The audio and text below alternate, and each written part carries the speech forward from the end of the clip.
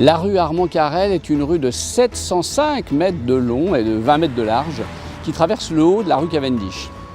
Ces trottoirs sont assez larges, ils permettent de conduire un chien aisément jusqu'au romantique parc des Buttes-Chaumont. Voilà mon chéri, super.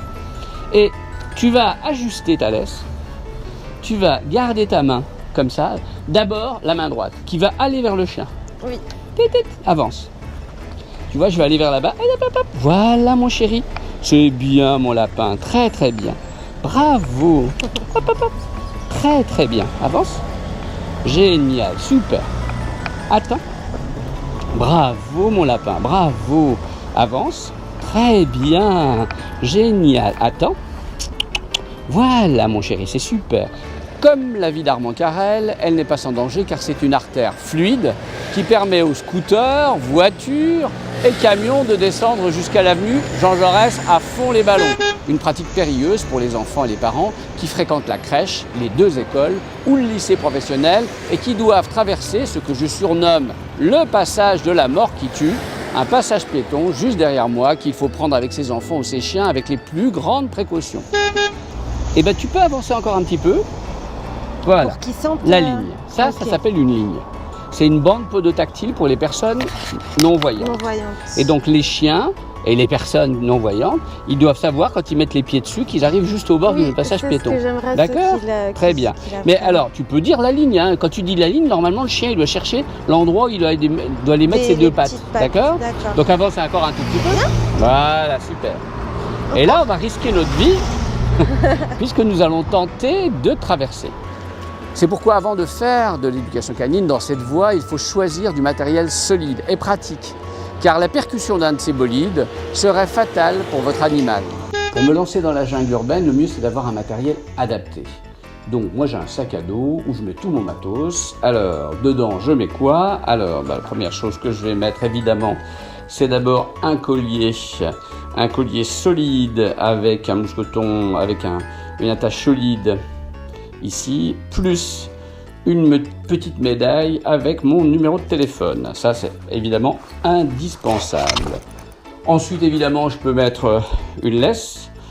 Là, j'ai une laisse de 1 mètre simple qui ne me brûle pas les mains quand je la prends avec un mousqueton solide. Donc voilà. Ensuite, alors avec des chiens plus compliqués, par exemple des chiens qui ont peur, qui peuvent sortir la tête du collier, j'utilise une laisse double avec un mousqueton d'un côté et un lasso de l'autre.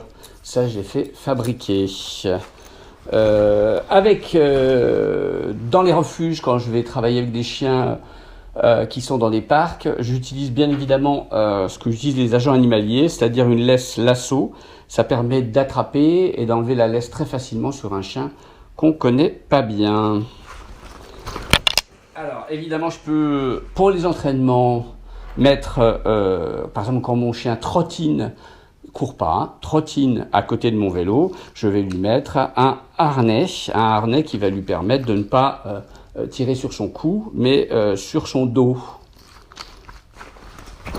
Également, quand je vais faire du rappel avec un chien qui n'a pas un excellent rappel, on va le faire travailler là-dessus, donc justement, je vais prendre une longe de 5 mètres qui est fabriquée chez Morin et qui a la particularité de ne pas brûler les mains. Ça rime. Après, éventuellement, bon, ça commence à faire, mais bon, c'est pas très très lourd en fait, il ne faut pas grand-chose pour éduquer un chien. Je peux éventuellement, dans certains cas de propriétaires de chiens qui ont vraiment deux mains gauches, utiliser ce qu'on va appeler ce qui s'appelle un licol. Le licol, ça va permettre d'agir sur la tête du chien. On en parlera plus tard. Alors évidemment, après, il y a l'agréable, le désagréable. Alors dans l'agréable, dans la partie agréable, nous avons ce qu'on appelle, nous, un tapis joyeux. Le joyeux tapis qui va nous permettre de travailler le chien dans différents endroits et de le mettre par exemple dans notre vélo, sur le bagage avant, ou bien carrément dans un vélo cargo, si vous avez plus de moyens. Bien évidemment, on va pouvoir travailler avec des récompenses. Mais pas tout le temps, moi je sais que la joie me suffit pour beaucoup de chiens, mais j'utilise aussi les récompenses. Les récompenses, ce qui m'embête dans les récompenses, c'est en fait le fait que vous en avez plein les mains, que ça pue. Bon, il faut choisir les bonnes récompenses, on en parlera ensemble. Pour mettre, moi j'ai pas de sac sur le côté pour mettre, pour attraper les croquettes parce que c'est gras, c'est machin, bah bref. Donc j'utilise une petite boîte, c'est une copine qui m'a donné le truc et que c'est tout bête, mais une boîte de conserve avec un petit truc en plastique au-dessus qui permet d'avoir un truc hermétique, ça pue pas et comme ça je l'ouvre et hop, je peux en donner un et je le referme. Et ça se passe très bien. Et puis bon, des recharges de croquettes. Dans le genre très désagréable pour faire hurler dans les chaumières, je peux utiliser dans les cas de chiens qui sont compliqués une boîte à colère. On verra ce que c'est, mais ça va faire râler. Ensuite, bien évidemment, on peut faire travailler un chien avec des balles, avec des jouets, entre guillemets. La baballe de Easy, elle adore ce truc-là. Et ça bouge en dessous quand je dis baballe d'Easy. Ou la concorde de Easy, qu'elle adore aussi.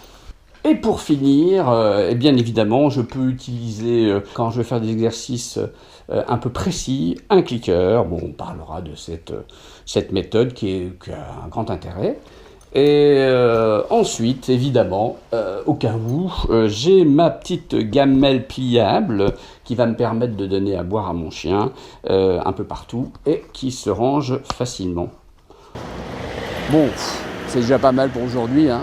Dans notre prochaine vidéo, nous continuerons à parler de la marche en laisse dans l'avenue Jean Jaurès.